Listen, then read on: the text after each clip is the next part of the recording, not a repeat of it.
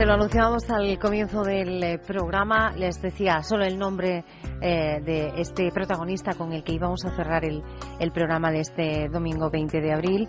Decía, bueno, luego intento presentarle un poco porque, claro, hay ámbitos profesionales en los que ha sido casi todo. Podemos decir que de él, que es miembro del Colegio de Abogados de Madrid, Pamplona, Salamanca, especialista en Derecho Administrativo, profesor ayudante en la Cátedra de Derecho Político de la Universidad de Madrid hasta 1964.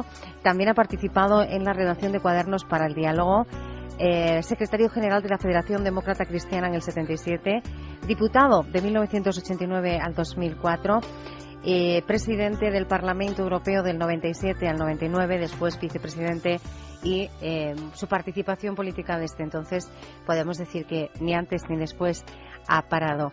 José María Gil Robles, buenos días, bienvenido. Buenos días, bien hallados. Gracias por acompañarnos. Teníamos muchas ganas de saludarle, ¿eh?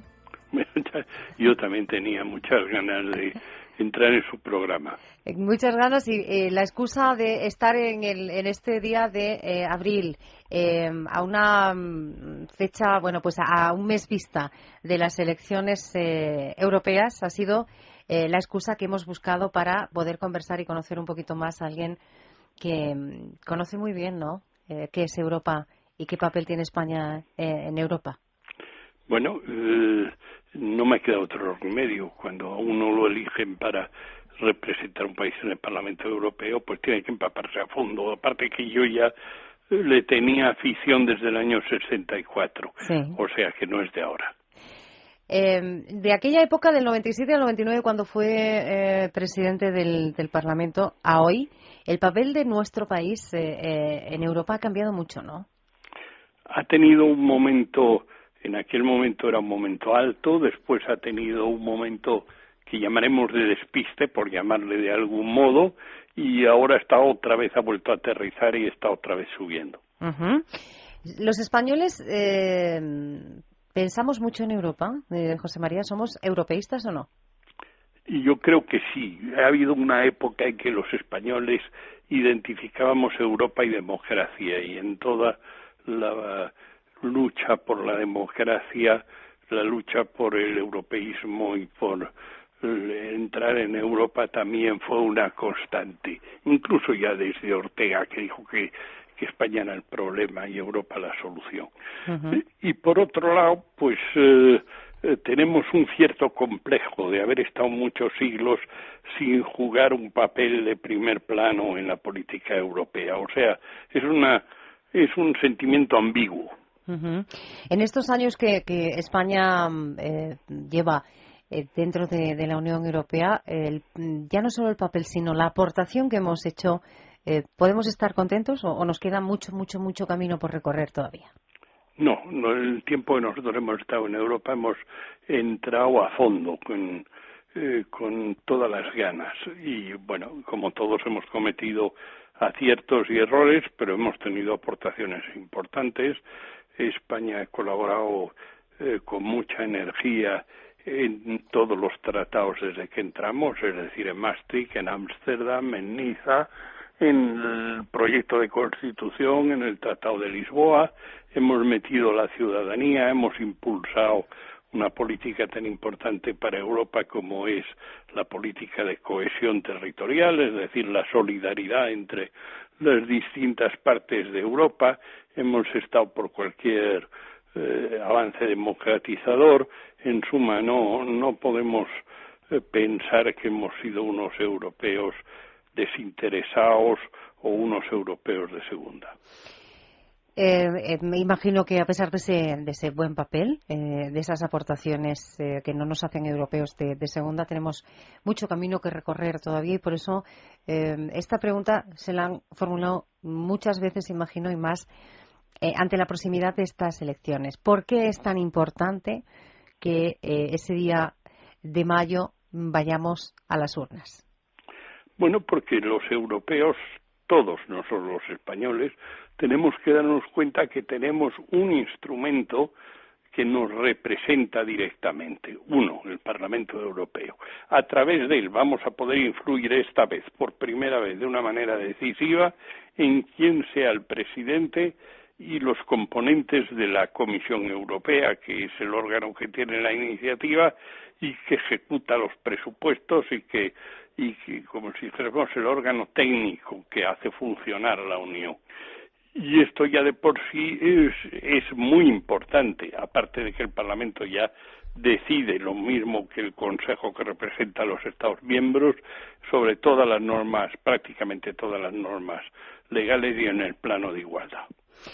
Desde este programa tenemos una preocupación muy especial, José María, por los mayores en nuestro país y, cuando hablamos de Europa, evidentemente, por los mayores en Europa. Europa, al igual que otros muchos países y muchos continentes del mundo, pues está sufriendo lo que es el envejecimiento, esa línea ascendente, ¿no?, del envejecimiento de la población. Como gran conocedor de las instituciones europeas, ¿los mayores son una prioridad para los dirigentes? Yo diría que por lo pronto son un motivo de preocupación que lleva ya por lo menos 20 o 25 años rondando la cabeza de los dirigentes europeos, porque es un problema que se veía venir, no es un problema de hoy en día. Lo que pasa es que es un problema de solución que requiere mucho coraje político, porque requiere decisiones difíciles, requiere ajustes en este momento, pero requiere también buscar nuevos caminos de financiación de la seguridad social, requiere saber regular la inmigración que necesitamos 20 millones de inmigrantes, pero no unos inmigrantes cualquiera, unos inmigrantes que o están formados o hay que formarlos, y requiere también que los europeos seamos conscientes de que no todo se puede dejar a la inmigración, que nosotros también tenemos que preocuparnos de tener hijos que el día de mañana cuiden de nosotros y hagan funcionar la economía europea.